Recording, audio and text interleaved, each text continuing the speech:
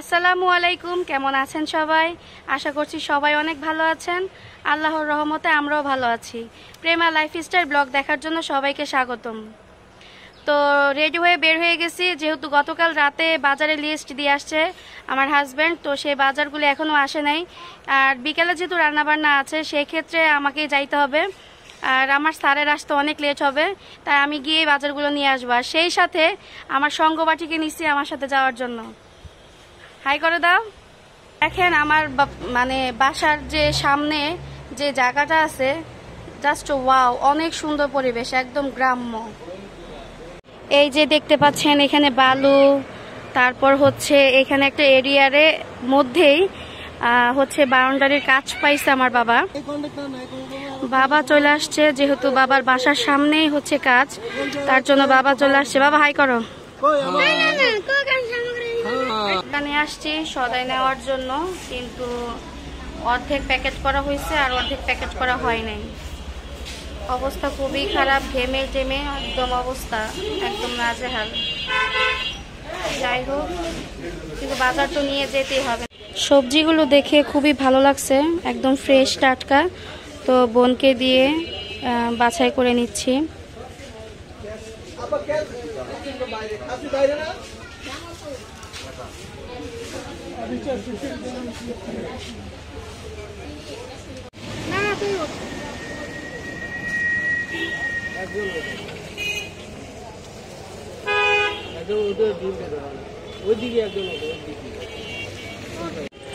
অনেক বৃষ্টি হচ্ছে, কিছুই করার নাই, বৃষ্টির মধ্যেই যাচ্ছি।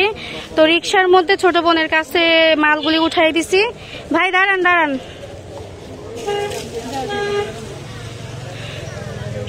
আমি হেঁটেই চলে যাব, কারণ হচ্ছে বাসা একদমই কাছে, বাসার সামনে আমাদের এই বাজার। পাশেই একটা দোকানে ছেলেকে চুল কাটতে দিছি।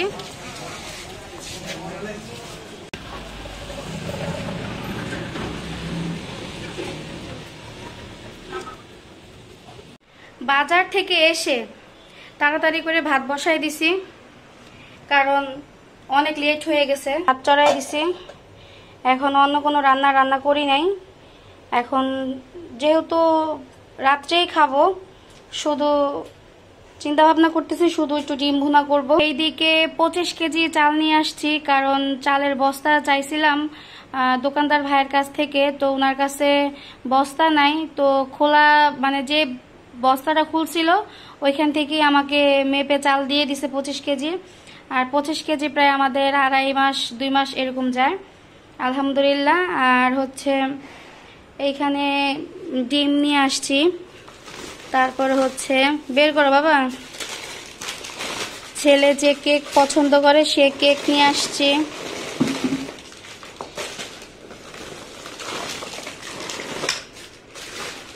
এগুলি হচ্ছে আমার ছেলের ঘুমানোর আগের টিফিন। মানে অনেক সময় দেখা যায় কি আমরা কথা বলি বা টিভি দেখি, তো দেখা গেছে যে রাত 12টা-1টার দিকে হয়ে যায় ঘুমাইতে ঘুমাইতে, তখন ছেলের একটু খিদা লেগে যায় না বাবা, তখন দেখা গেছে একটা কেক বা 2 পিস কেক খাই, একটু পানি খাই, রাত্রে ঘুমায় পড়ে। আমার বাপের সেই নাস্তা নাকি আব্বা? আব্বা দেখো আস্তে আস্তে এই ভিতরে বিস্কিট আছে, ভেঙে যাবে। এই ড্যানিশ নিয়ে আসছি, কারণ ড্যানিশটা লাগে মাঝে মধ্যে। আমার সাহেব নবাবী সেমাই খাইতে চায়, তো ওই সেমাইটা ওর অনেক পছন্দের, তাই এটা নিয়ে আসছি, নবাবী সেমাই করে খাওয়াবো। আর এটা হচ্ছে চিংড়ি শুটকি নিয়ে আসছি, তারপরে এটা মলা মাছের শুটকি নিয়ে আসছি। শুটকিও আমার হাজব্যান্ড অনেক পছন্দ করে, লোটটা শুটকিও আনছি। এ হচ্ছে সেমাই। আসলে মাসকাবাড়ি বাজারে অনেক কিছুই লাগে, তো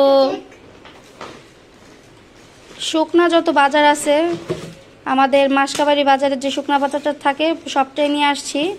আর এমনিতে মাছ গোস যা লাগে সেটা ওর বাবাই নিয়ে আসে, আমাকে আর যেতে হয় না। এটা তো আপনার নাকি স্যার?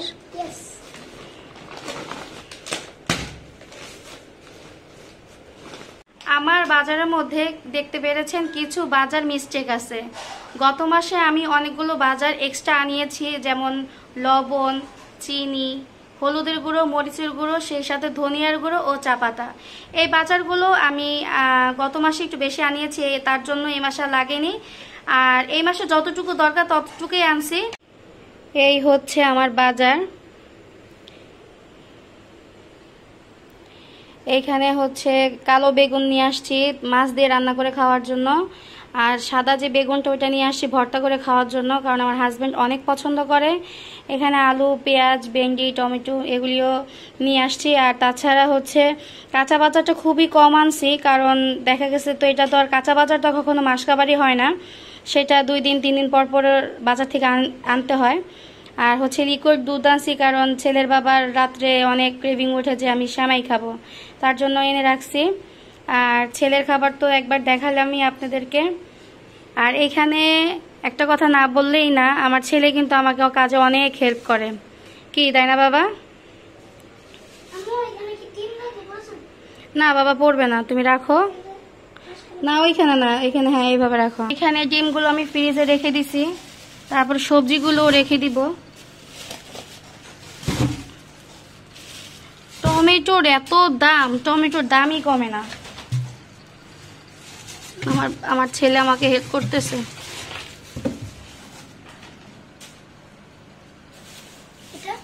না এটা রাখা যাবে না, জিনিসটা রাখো। দুধ আমি জিভে রাখি। রাখো, জিভ রাখো, রাখো। এই যে আরেকটা রাখো বাবা, এই যে এটা রাখো। হ্যাঁ তোমার সসের বোতল রাখো। আমার ছেলে যে আমাকে হেল্প করে এটাই আমার কাছে অনেক কিছু। এখানে সব সাজায় গুজায় রাখছি। যাই হোক, একটা কথা শেয়ার করার আছে। এই যে আলু দেখতে পাচ্ছেন, এই সাইজের আলুগুলো আপনারা সব সময় কিনবেন, যারাই বাজার করেন এই সাইজের আলু কিনবেন, কারণ এই সাইজের আলুগুলো হয় কি অনেক ভালো হয়। আর হচ্ছে যে বড় বড় যে আলুগুলো হয় না, ওইগুলির ভিতরে কি উপর দিয়ে একটু ভালো দেখা যায়, কিন্তু যখন ছিলে কাটতে যান তখন দেখা যায় কি ভিতরে ফোসকা ফোসকা, তো ওই আলুতে কখনই বরকত হয় না, বেশিটা মানে ফেলে দিতে হয়। আর এখানে রসুন আনছি আমি প্রায় অল্প একটু, দেশি রসুন আনছি শাক বা ডাল বাগার দিয়ে খাওয়ার জন্য। আর এমনিতে গত মাসে আমি প্রায় 2 কেজি আদা 2 কেজি রসুন ব্লেন্ডার করছি, সেটা আছে, তার জন্য আর এই মাসে আদা রসুন আনিনি। এইখানে আমি মলা মাছের শুটকি ভর্তা করব, তার জন্য আমি রসুন পেঁয়াজ ভেজে নেব, আর আলাদা আরেকটি কড়াইতে আমি শুকনো মরিচটা ভেজে নেব।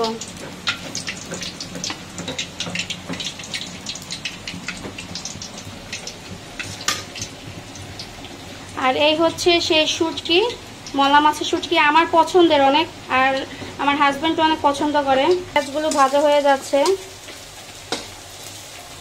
ওই মুহূর্তে আমি একটু সাইড করে নিব, এগুলো সাইড করে নিয়ে আমি এই শুটকিগুলো ভেজে নিব।